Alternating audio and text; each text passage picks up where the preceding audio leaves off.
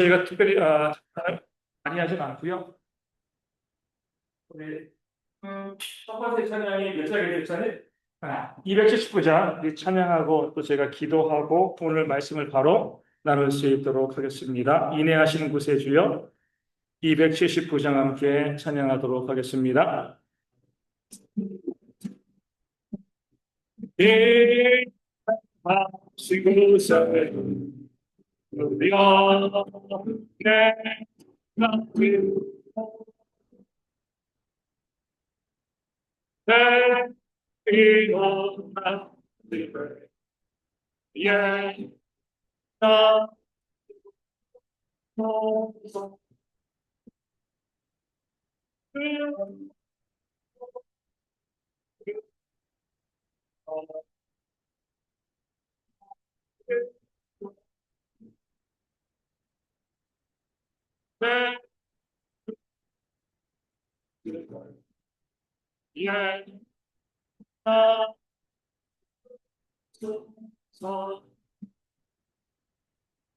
나, 자비하시고자 또 자비소서 주여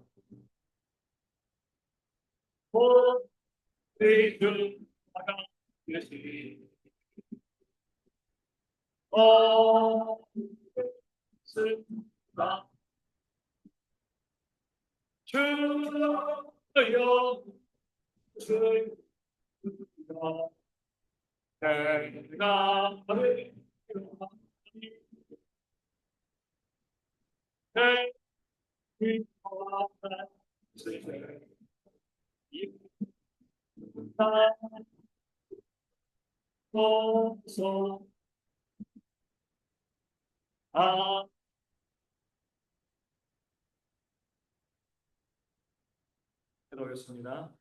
다른 거래 아버지 하나님 감사합니다. 9월 두 번째 주일 교회에서도 기념주일 저희가 함께 예배하고 또 식사하고 오후에 모여서 또 사사기의 말씀을 나누고자 합니다. 이 말씀을 통하여서 우리 하나님이 원하시는 공동체가 어떤 공동체인지 깨달아 아는 지혜가 우리 가운데 들어 인도하여 주시고 우리가 완성할 수 없지만 그와 비슷하게나마 하나님께서 원하시는 교회를 만들어가는 그런 지혜가 우리 가운데 들어 인도하시고 함께하여 주시옵소서. 말씀을 나눌 때 또 말씀을 들을 때 우리 성령께서 함께해 주시고 주님이 함께하는 귀한 시간 되어지도록 인도해 주실 줄로 믿습니다. 예수님의 이름으로 기도합니다. 아멘.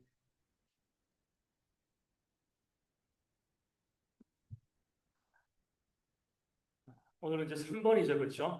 진리의 자유인데, 지난주 말씀드린 것처럼 하나님께서 사사기를 주신 이유가 뭐라고요?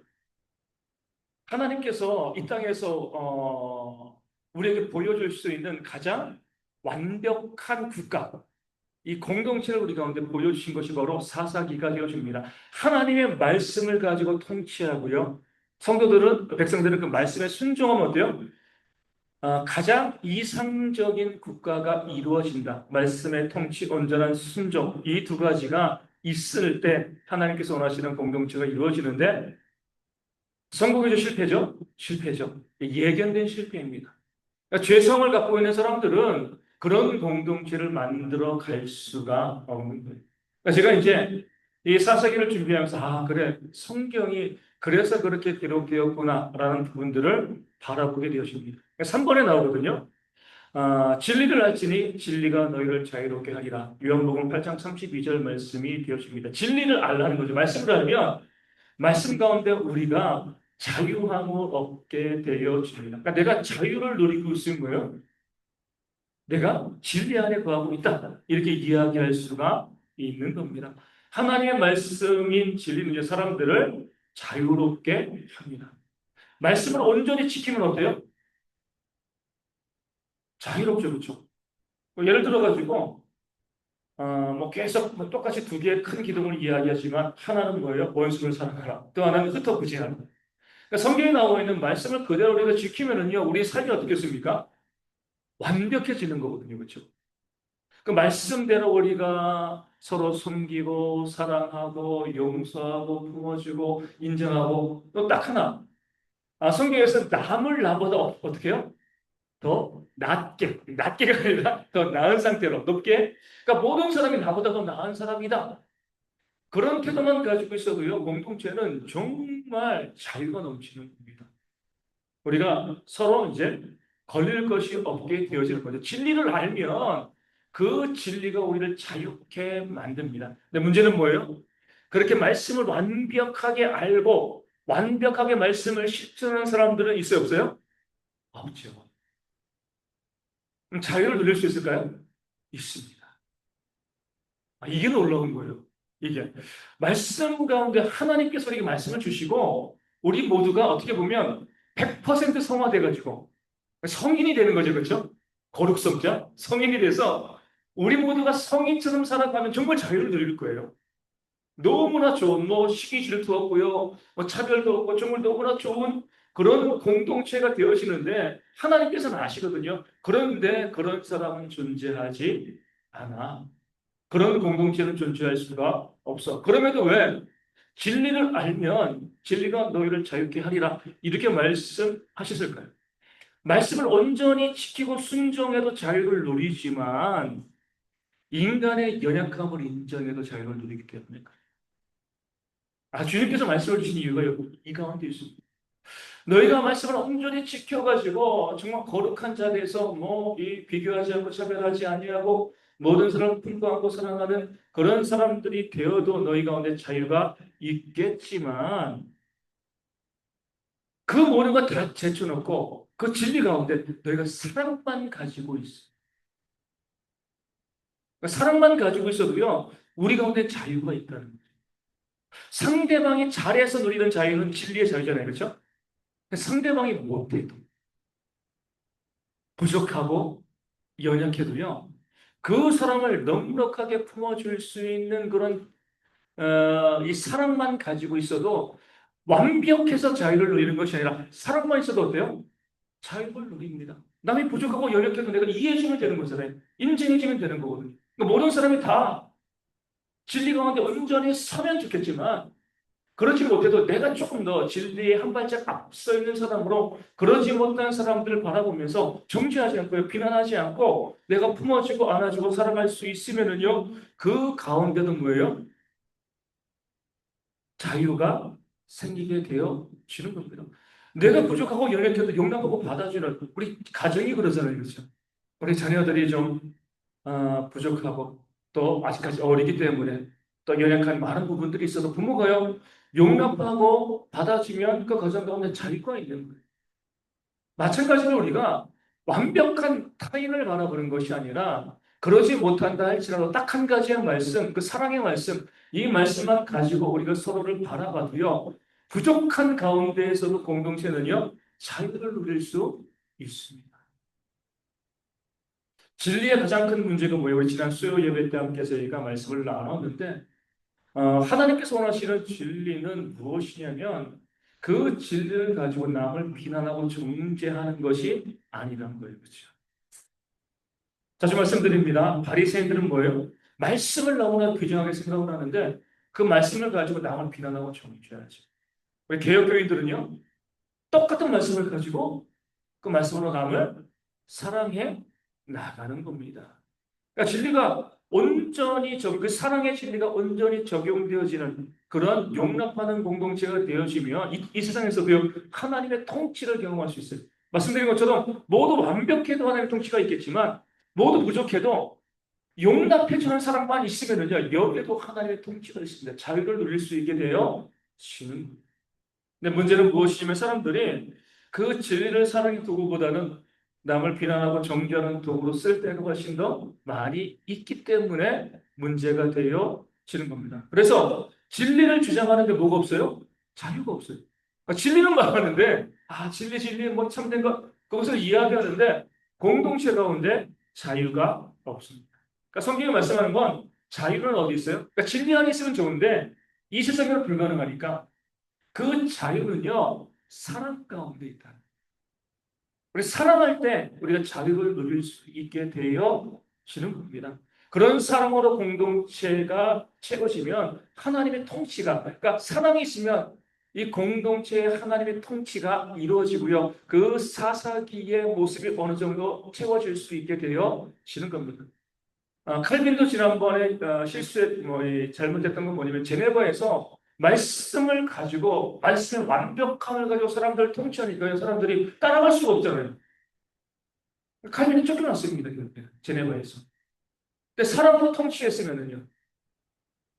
그래도 쫓겨났을 거예요.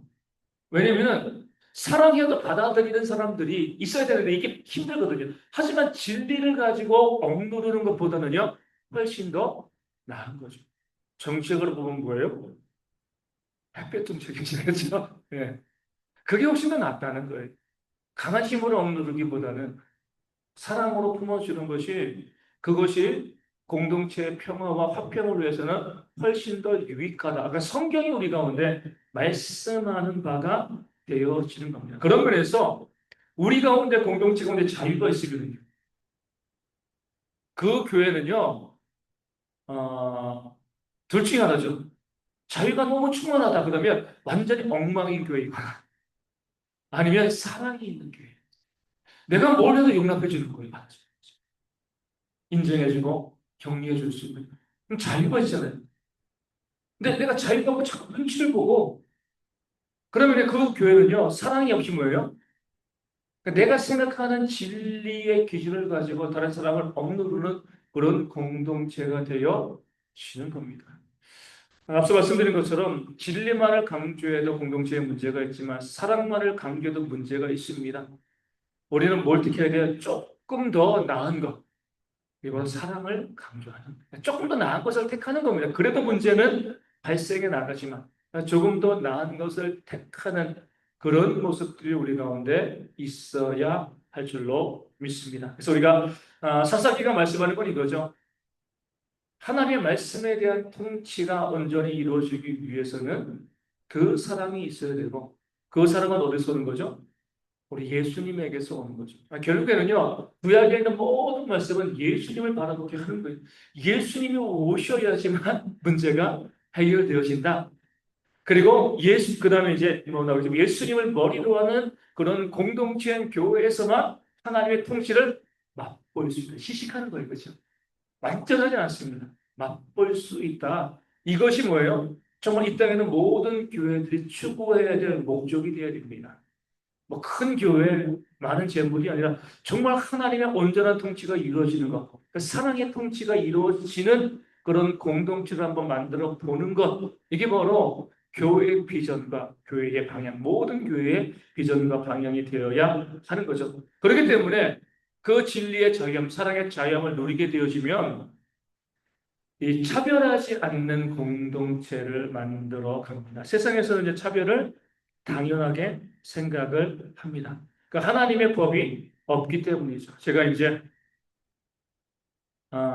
저희 이제 집사람 사촌 오빠가 돌아가셔가지고 이제 어제 그저께 이제 집사람이랑 같이 병원에 갔는데 오랫동안 이제 누워 계시고 사회활동을 안 하시니까 친구들이 없잖아요, 그렇죠? 그러니까 조문객이 별로 없는 거죠. 그래서 뭐 안 그래도 그냥도 가봐야겠지만 어제는 우리 이제 가족들 다 끌고 우리 자리를 좀 채우자. 이제 뭐 빈소에 뭐 아무도 없으면 그것도 그러잖아요.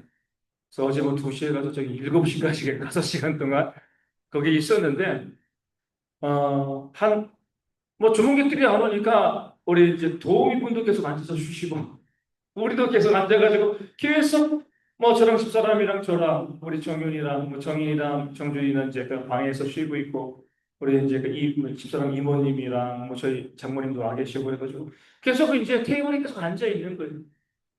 앉아 있어가지고 너무 힘들더라고요. 움직이게 되더라고요. 그래가지고 이제 뭐 이 빈소 뭐이 복도도 막 왔다 갔다 하고 이렇게 보라매 병원에 있으니까 보라매 공원 옆에도 좀 왔다 갔다 하고 하는데 빈소 이제 사용료가 쭉 나와 있더라고요. 그래서 뭐 1호 얼마, 2호 얼마 뭐 이제 우리 뭐이 집사람 사촌 오빠도 이제 사람이 많지 않으니까 조금만 미소를 했어요. 거의 9호 거기가 9호실인가? 8호실 8호실 9호실. 근데 빈소 보니까 정말 그거보다 더 작고 그건 10호실, 11호실 빈소가 있더라고요. 못 봤는데? 들어가다 보면 9호실까 8호실 있고 10호실, 11호실 뭐 하루에 20 얼마인가? 그런 빈소가 있는 거예요. 예전에 있다가 없어졌나? 그 생각을 했죠. 딱 보니까 나중에 제가 찾아냈어요.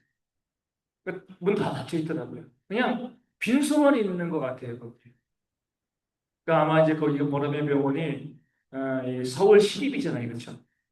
그렇기 때문에 그럴 수 있지만 뭐 우연보호자라든가 이제 그런 분들에 대한 시설인 것 같기도 해요. 왜냐면은 그러니까 문이 잠겨서 안을 못 봤는데 그냥 이 문 하나는 있더라고요.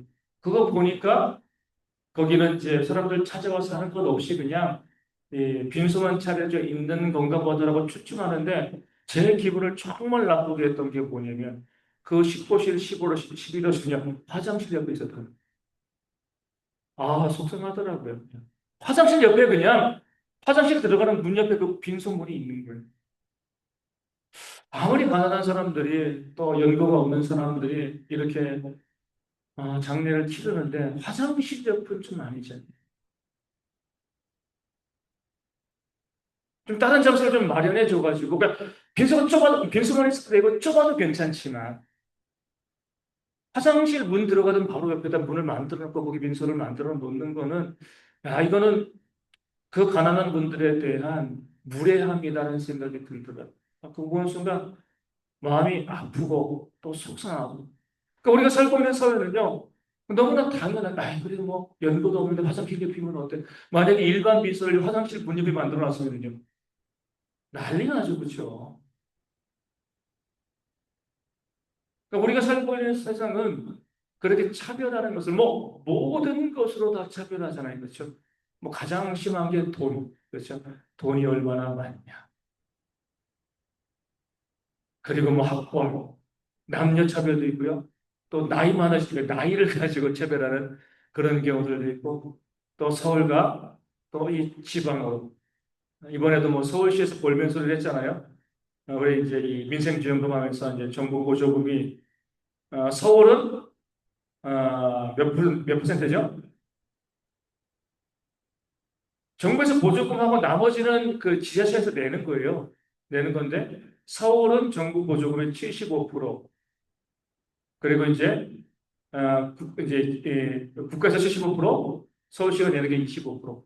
서울 이외의 모든 시군은 국가에서 90%, 지자체가 10% 이렇게 되어지는 겁니다. 왜 우리만 25%냐? 왜 우리만 이렇게 막 이야기를 하다가 서울시 예산이 얼마인데요, 그죠? 예산이. 우리가 보게 되어지면 그런 가르고 차별하고 뭐 이런 부분들이 있다는 가운데 정말 많이 있습니다. 죄 때문에 발생하는. 근데 우리가 야고보서 말씀에 정말 기억하셔야 돼요. 우리 주 예수 그리스도에 대한 믿음을 너희가 가졌으니, 예수님 믿냐 이거죠. 믿음을 너희가 가졌으니까 뭐요? 사람을 차별하게 되어야죠. 차별은 그냥 믿음의 문제는 아니에요. 우리가 보면 성경을 잘못 보는 많은 것 중에 하나가 뭐냐면 자꾸 우리 성품으로, 선행으로 성경을 보는 거죠. 오늘 아침에도 말씀드린 것처럼 지혜를 사랑하는 것은요, 내가 지혜를 좋아해 이것이 아니라 성령께서 내 안에 계시면 그 지혜와 하나님 말씀을 사랑할 수밖에 없게 되어지는 겁니다. 자연스럽게 되어지는 거예요. 그러니까 구원의 문제로 우리가 볼 수가 있는 거죠. 마찬가지로 차별도 마찬가지예요. 예수님에 대한 믿음을 우리가 가지고 있으면은요, 사람을 차별해서 대하면 안 됩니다. 모든 사람들, 우리가 동등한 사람들로 바라볼 수 있는 그런 마음들이 우리 가운데 있어야 하는 거죠. 그런 면에서 보면 하나님의 말씀이 정말 잘못 들어간 데가 어디예요? 서양이죠, 그렇죠? 그 사람들이 차별을 제일 많이 하잖아요. 예전에 뭐라고 이야기했어요? 성경적인 뭐 근거가 거의 없지만 노아의 세 아들이 하나는 누구라고요? 셈과 함과 야벳 중에서 하나는 백인종이고 하나는 황인종이고 하나는 흑인종이다. 흑인이다. 그래서 우리 셈이 장자잖아요. 셈의 계열은 무슨 인종이에요? 황인종. 이 아버지의 수치를 그냥 떠벌렸던 함, 이제 흑인, 그렇죠? 그리고 야벳은요, 백인.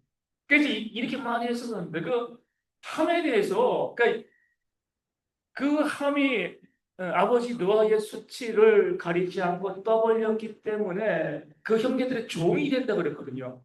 이것으로 노예 제도를 합리화하고 바로 성경과 함의 자손이 이 애굽인이고 그렇죠? 애굽 쪽에 그 아프리칸이 되어지는데 이 사람들이 노아의 시대에 그 아버지의 부끄러움을 가리지 않았기 때문에 성경에서 이 셈과 야벳의 종이 된다고 이렇게 이야기하고 있지 않냐. 그러니까 흑인들은 노예가 되는 것이 마땅하다.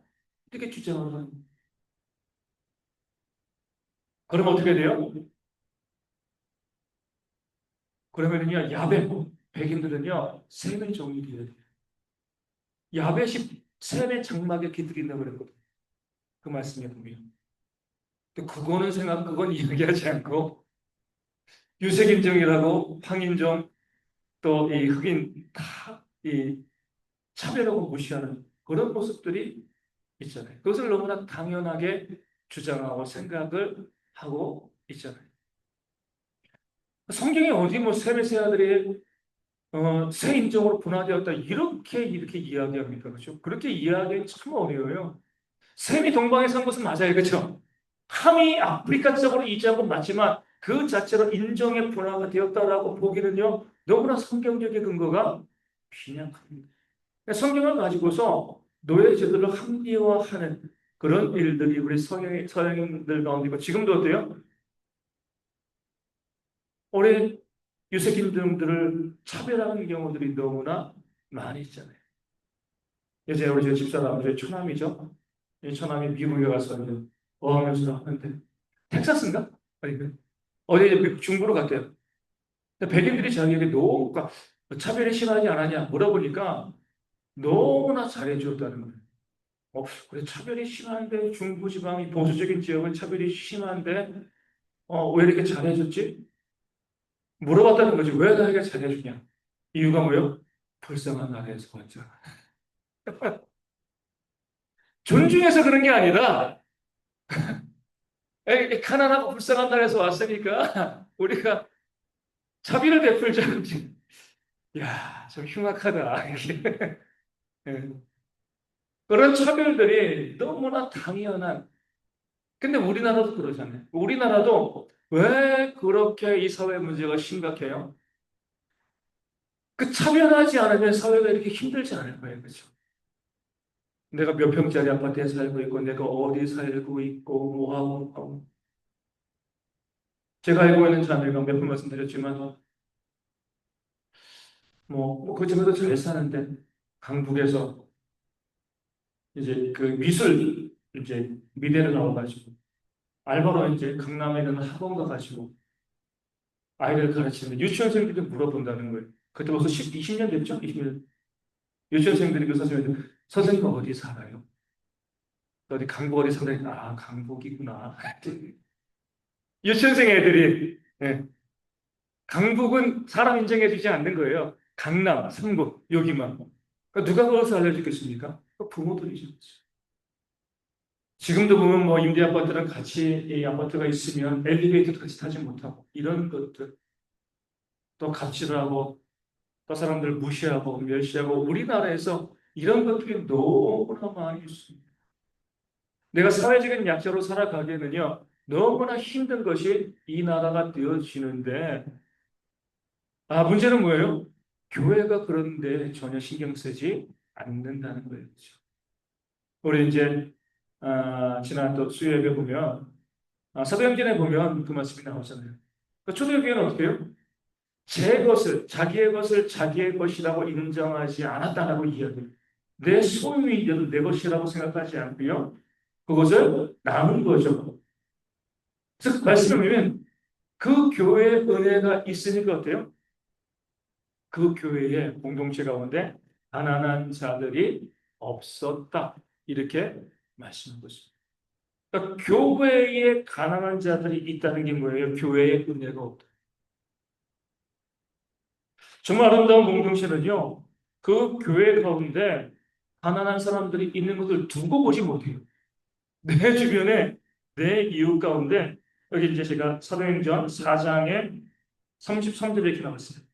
사도들이 큰 권능으로 주 예수의 부활을 증언하니 우리가 큰 은혜를 받아 그 중에 가난한 사람이 없으니 이는 밭과 집 있는 자들은 팔아 그 판 것의 값을 가져다가 사도들의 발 앞에 두매 그들이 각 사람의 필요를 따라 나누어 주니 이렇게까지는 못해도요 정말 교회가 교회다워진다는 거는요 내 옆에 가난한 사람이 있으면 차별하는 게 아니라 내 것을 그들에게 줌을 통하여서 그 가난에서 벗어날 수 있도록 만드는 것이 진짜 은혜 있는 교회예요. 은혜 받은 교회. 내 이웃이 그렇게 힘들고 어렵게 살아가는데 이제 그런 경우들 많이 보거든요. 우리 교회 가운데도 뭐 제가 이제 좀 요즘 많이 알아보는 것 중에 하나가 로봇다리입니다. 로봇다리.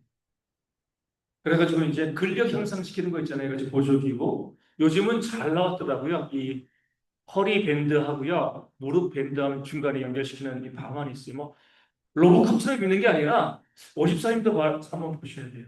왜냐면 일할 때 도움이 많이 된다 그러더라고요. 예, 어깨도 있고 무릎도 있고 그래가지고 근력을 상당히 많이 향상시켜 준다는 거. 그래가지고 이제 한 업체를 보니까 어, 분당인가 어디 강남인가 거기 체험센터가 있더라. 체험센터가 있어가지고 제가 가격까지 알아봤어요. 보통 이제 한번 그 기구를 왜냐면 한 300만 원 이상 되어지는데 그냥 사긴 그러잖아요. 그러니까 이제 그 기구를 가지고 착용해 보고요. 이게 내가 쓸 수 있는 건지 아닌지 그걸 갖다 체험해 보는 센터가 있더라고요. 그래서 10만 원이래요. 그런데 첫 회는 5만 원. 한번 딱 해보고 이건 아니다 싶으면 이건 필요 없어.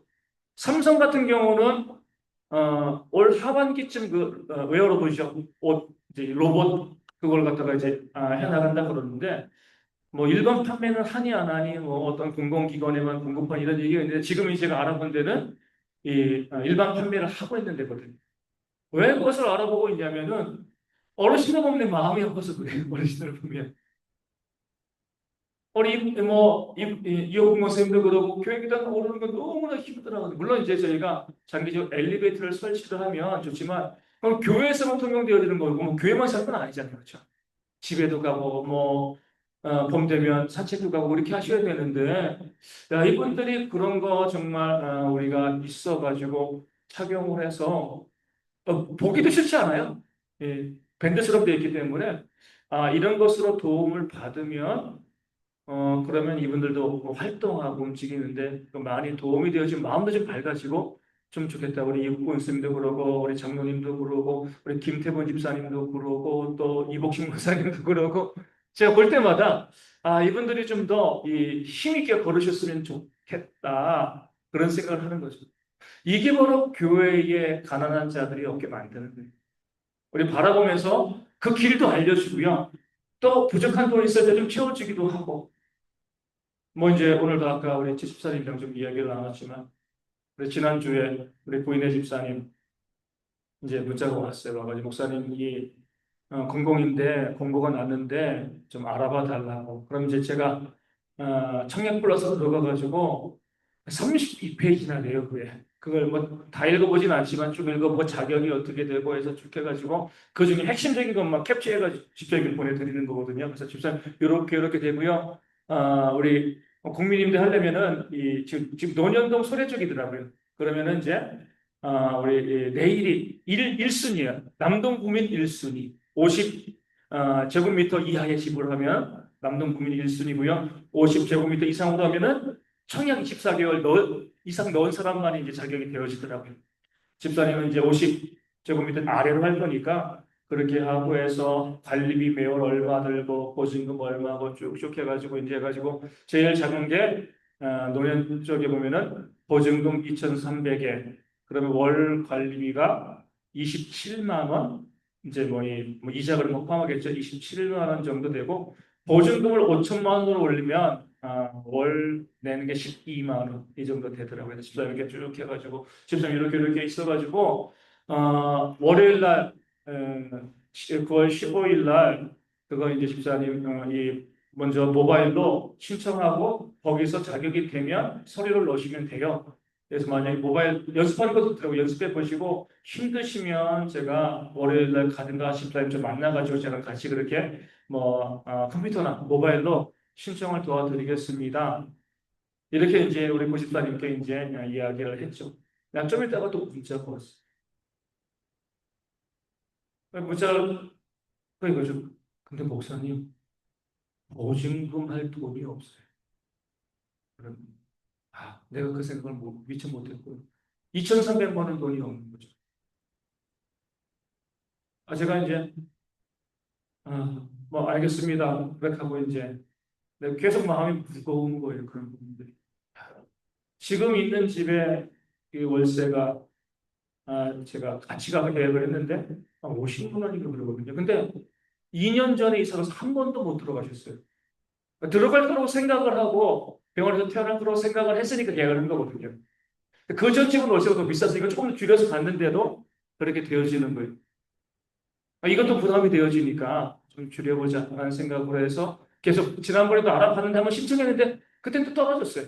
이번에도 또 떨어졌는데 쭉 보면서 그래 우리 주변에도 우리 근처에도 우리가 서로 생각하고 도와야 될 그런 분들이 참 많이 있겠구나. 우리가 바라보지 못하고 생각하지 못하는 게 쉽게 지나치는데 그게 힘들고 어렵게 살아가시는 분들이 우리 가운데 많이 있구나라는 생각을 뭐 제가 목사로서 부끄러운 거죠. 미리 알고 했어야 되는 건데 그런 생각을 하게 되어지는 겁니다. 그러니까 교회가 그런데 적극적으로 흔히 말하는 오지라고 그래요. 누구에게 무슨 필요가 있는가? 뭐 돈이 있어도요. 좋은 병원을 알지 못해서 치료받지 못하시는 분들도 있어요. 그분들 정보를 제공해 드리고 이 병에는 여기 갔으면 좋겠어요. 이렇게 하시면 좋을 것 같아요. 알려주기도 하고요. 그러니까 돈으로만 다 해결하는 건 아니잖아요. 그렇죠? 정보도 제공해 드리고요. 그리고 너 어디 가야 되는데 지금 나 혼자 가기 힘들어. 그럼 어때요? 같이. 오늘도 이제 94님 늦게 오셨잖아요. 계속 이제 밥 먹는데 보여주더라고요. 아침 9시부터 장애인 풀택시 불렀는데 배차가 안 된대요. 몇 개 나온 거예요. 제가 그랬죠. 장애인 콜택시 하시는 분들 중에서도 믿는 분들이 많아서 아마 그분들도 주일날은 일 안 하고 예배하시는 분들이 많을 거다. 그리고 그러다 보니까 장애인 분들 중에서도 주일날 예배하러 가는 분들이 많으니까 그게 좀 안 될 거다. 집사님 다음에 오시려면 미리 전하시면 저희가 모시러 가겠습니다.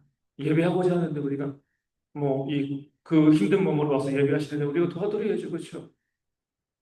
그러니까 우리가 보면 교회에서 가난한 자들이 없도록, 불편한 자들이 없도록 할 수 있는 일들이 정말 많이고요. 거기에 관심을 가지고 내가 최대한 도와주고 협력하는 것이 뭐예요? 은혜 받은 공동체가 되어집니다. 나는 문제 없으니까 뭐, 나 삶에 불편한 건 없으니까 뭐, 그런 마음을 가지고요. 그렇게 힘들고 어려운 부분들을 차별하는 그런 모습들, 우리 가운데 있으면은요, 믿음의 공동체가 되어지지 않는 거죠. 우리 정말 우리 집사람도 여기 있지만, 예전에도 얘기한 것처럼, 아니, 나는 우리 애들이 아프리칸과 결혼해도 괜찮아. 나는 믿음만 있으면 아무 문제가 없어. 인정 나는 저 열심히 집사람은 말이 안 통해서 싫다. 이렇게 이야기를 하는데, 뭐 그럴 수 있겠죠. 근데 우리가 보면 그런 피부색에 대한 또 국가에 대한 그런 차별 이런 것들 정말 우리가 버려야 되는 거예요. 그렇죠? 그러니까 우리가 남을 불쌍히 여기는 것도 좀 조심하셔야 되는 거죠. 자칫 잘못하면 차별이 되어줄 수도 있습니다.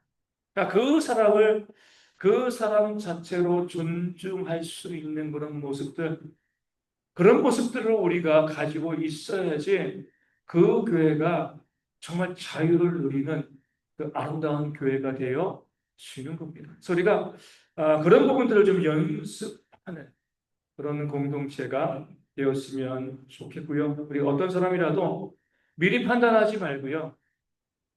우리가 그 사람이 말하는 것들, 행동하는 것들 또 살펴보면서 우리 천천히 판단해도 되지 않습니다. 그래서 우리가 모든 사람들을 귀하게 여길 수 있는 그런 공동체로 우리 교회가 세워지면 여러분들 제가 요즘 그런 말씀 안 드리지만 정말 그래요 저는요. 우리가 나중에 마지막 심판대 앞에 섰을 때 하나님께서 이 땅에서 뭐 하다 왔어? 물어보면 뭐라고 대답하면 되고요? 저 대원께 섬겼습니다. 그럼 패스. 이러면 되는 거예요. 그렇죠? 아 그래 너희들이 그 교회를 만들어 가느라고 얼마나 애썼는지 안다. 패스. 그러니까 그런 교회를 만들어 갔으면 좋겠어요. 여기나 저기나 어디에나 있는 그런 뭐 세속적인 교회가 아니라 하나님의 원리대로 사랑으로 품고 용납하고 서로 존중해 줄 수 있는 뭐 다른 원리가 뭐가 있겠습니까? 그러니까 사람답게 그 사람을 인정해 줄 수 있는 부족함과 연약함이 있더라도 품고 용납해 줄 수 있는 그런 공동체를 만들어 가는 것이요. 그러니까 우리가 가져야 될 그런 꿈과 비전이 되는 줄로 믿습니다. 뭐 큰 교회 이게 아니라 큰 교회를 부정하는 건 아니에요. 하나님이 보내주시면 감사하죠. 그렇죠. 부정하는 건 아니지만 그렇게 큰 교회가 되더라도요. 그 교회의 정체성을 잃어버리면 안 돼요. 근데 문제는 뭐예요? 교회가 커지면 정체성은 사라져버립니다. 그래서 어느 정도 크면 교회를 분리해야 돼요. 열심히 분리해야지 그 정체성을 유지할 수가 있게 되어지는 것이죠. 그래서 우리가 내가 섬기는 교회가 내 주변 사람들에게도 자랑할 만한 그런 교회가 되었으면 좋겠다. 제가 이제 목회하면서 언제 제일 기뻤냐면은 우리 이제 그 부산에 간 신영장이 있잖아요. 그 시댁 식구들이 하나님 안 믿거든요. 신우이들도 그러고 하나님 안 믿는데 부산으로 가면서 이런저런 이야기하다가 이제 우리 대흥교회에 대한 이야기를 그 신우이들에게 했나 봐요. 그때 이제 그 신우들이 이렇게 이야기하는 거죠. 아, 그런 교회라면 나도 갈 수 있겠어. 나도 가고 싶어. 여러분들은요, 우리 교회만 거의 다니고 우리 교회 많이 다녀가지고 우리 교회가 갖고 있는 장점을 잘 모르는 경우들이 많았어요. 제가 이제 말씀드리지만 이 어, 8월 1차 주에 명성교회 성가대만 500명. 3부 성가대요. 5부까지 3부 성가대만 500명 되는 7,500석 규모의 그런 교회. 2차 주는 우리 저기 부평에 있는 주한 장로교회. 그것도 대교회죠. 그 두 교회의 공통점 뭘까요? 그렇게 큰 교회인데 아직까지 헌금 바구니를 돌린다. 예배 시간에 헌금했는데 쭉 서가지고 바구니를 들고 그게 쭉 돌아다니면서 야 이렇게 큰 교회인데 이렇게 할 필요가 있을까? 하지만 그렇게 하는 거죠, 그렇죠? 우리가요 헌금을 내가 들어오면서 낼 수 있는 거 그리고 그 봉투에 이름을 적지 않고 교회가 그것을 요구하지 않는 것도 뭐예요? 우리 교회가 가지고 있는 정말 큰 장점이에요. 그래서 우리 신영자매가 그랬다는 거죠. 목사님, 부산 목사님 제가 부산 가가지고 일단 본인이 교회를 섬겨야 되는데 가장 먼저 보는 것이 주보를 보는 거죠. 헌금 명단이 있나 없나. 헌금 명단이 없는 그런 교회를 가고 싶은데 목사님 없어요. 결론은 헌금 명단 다 하시는 거예요. 우리는 그냥 안 싫으니까 뭐 당연히 이런가 보다라고 생각을 하지만 그렇지 않습니다. 그래서 우리가 아직까지 부족한 점은 많이 있지만 정말 아름다운 교회로 이 교회를 만들어갈 수 있어요. 그러니까 거기 한번 도전했으면 좋겠습니다. 그냥 큰 교회가 아니라 정말 하나님의 말씀대로 움직일 수 있는, 움직이는 그런 좋은 교회를 우리가 한번 만들어 본다. 하나님 앞에 갔을 때 제가 대형교 섬겼습니다. 오케이. 할 수 있는 그런 모습이 있으면 우리는 이제 정말 인생 잘 사는 거예요. 그런 교회를 꿈꾸면서 함께 제가 교회 꿈을 오랫동안 이야기하지 않았는데 다시 한번 이야기하고 도전하고 만들어 가고 여러분들도 성경을 읽으면서 목사님 교회는 이렇게 해야 되니까 말씀해 주셔야 돼요. 교회는 이렇게 해야 돼요. 그렇게 하면서 함께 만들어 갈 때 우리 자녀들에게 정말 좋은 교회를 선물해 줄 수 있게 될 줄로 믿습니다. 그러니까